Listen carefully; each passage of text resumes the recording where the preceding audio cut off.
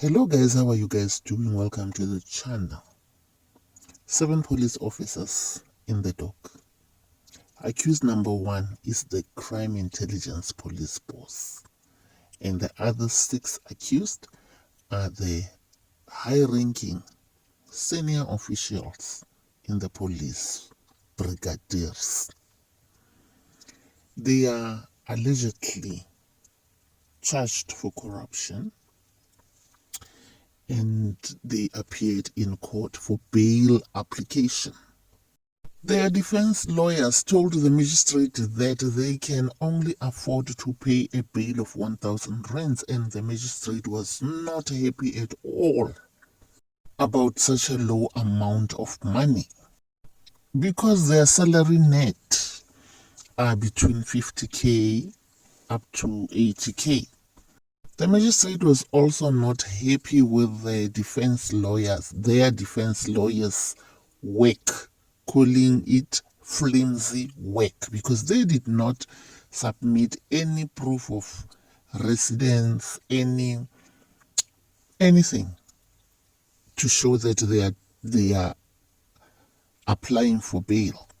Nevertheless, the magistrate came to a conclusion of a bail amount of 10,000 rands each for all the accused persons except accused number 2.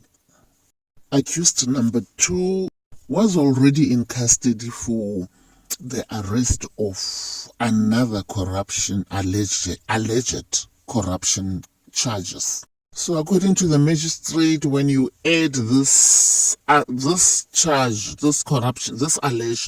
corruption charge, it makes it a Schedule 6 offense. So the magistrate said that his charges are misplaced. That means he is a Schedule 6 offender, and then he will have to apply for a bail on Schedule 6 charges. So all the other accused were given bail. They are out on bail. And the case is postponed to the 13th of August 2025. I'll now let you watch the court proceedings, guys. Please do not forget to subscribe, like, and share at the end. Thank you guys for watching. Bail is not about what you have in your purse. Bail is not about what you have in your pocket. Bail is about your means. With the earning capacity that all 7 of you have got, it is quite ridiculous that an amount of 1,000 rand for each of you will be proposed as being the correct amount of bail. Section 60 subsection 2 capital B dictates that the court should get into an inquiry. Once the court determines that you should be released on bail, the interest of justice justifies that. Then the court must get into an inquiry determining the extent or the amount which you can afford. Many of you, if not all of you, 1,000 rand is a pocket money. Some of you who've got girlfriends will probably give it to them. You go to Checkers, you buy your Ostias or Pizza Hut, you spend that whole amount and that is gone. And you want to tell me you can never afford to lose that amount to forfeit it. Yes, for the person who's homeless sleeping at the street, that is a huge amount. But for a person who nets 74,000 rand, that is nothing, that is peanuts. So much about this copy and paste, this flimsy work that has been done. What favors you is the presumption of liberty that is part of our law that the court will lean towards in this matter.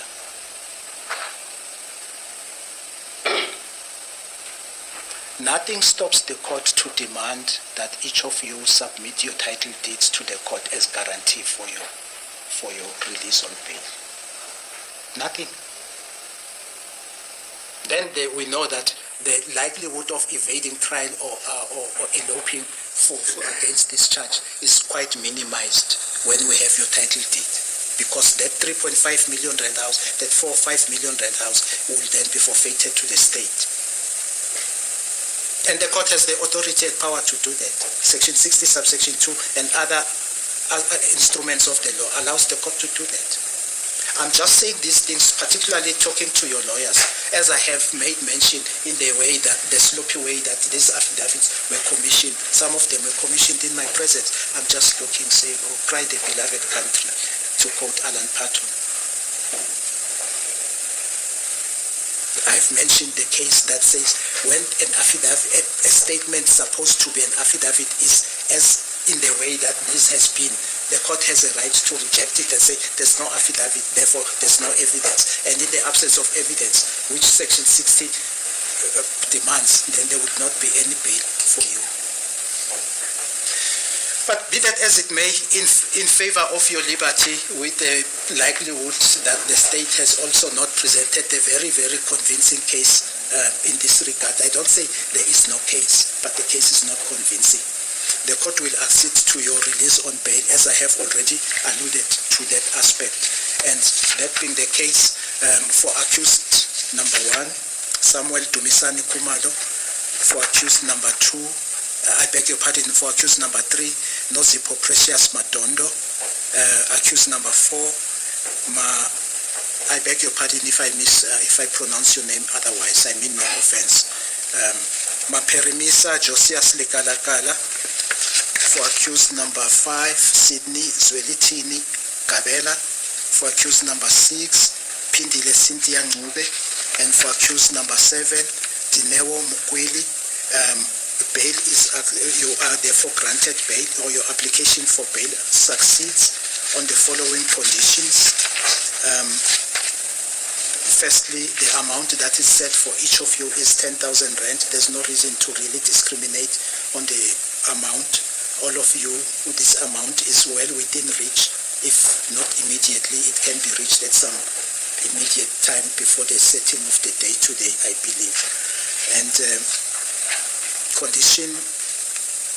furthermore, there are conditions that the court is going to set for you, and the conditions are as follows.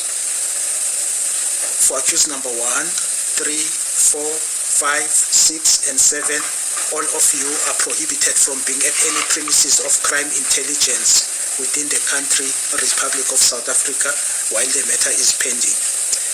In the event that there are any items that you need to retrieve from your desk or such, then you will make contact with Brian Padiache, who will assist you with the collection of any matters or items of personal nature or that you may have left at your premises of employment at Crime Intelligence. The matter is postponed until the 13th of August 2025 for Section 32 of the Constitution to be put into effect. The so-called disclosure. There's no disclosure in Section 32.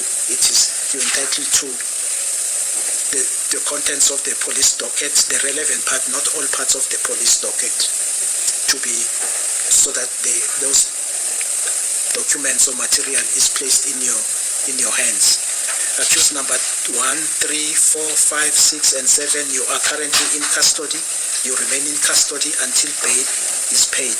When bail is paid, you must ensure that on the 13th of August 2025, you are at court number 16 at 8:30 in the morning. Do you understand?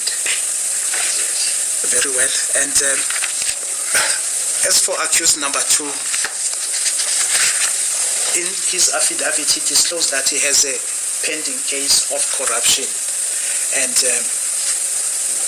this current case also being corruption under Schedule 5, it therefore reverts to Schedule 6. So it was a misdirection to say that this is a Schedule 5 offense when it is actually a Schedule 6 offense. And the dictates of Section 60 in relation to being a Schedule 6 offense, exceptional circumstances been proven, has not been placed before the court.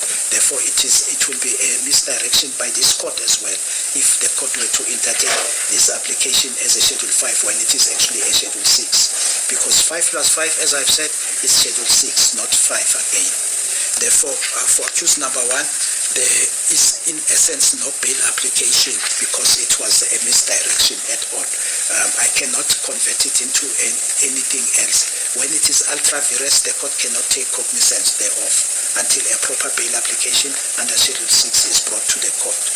Therefore, accused number 2 remains in custody and until the 13th of July of August 2025 unless the matter is expedited for the consideration of bail under Schedule 6. I cannot go back to section 60 subsection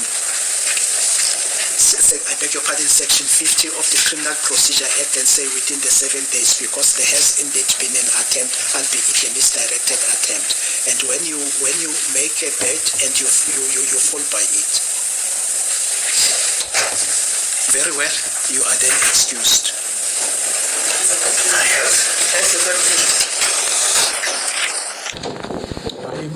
You are excused. I'm still going to do some admin work here with my lady.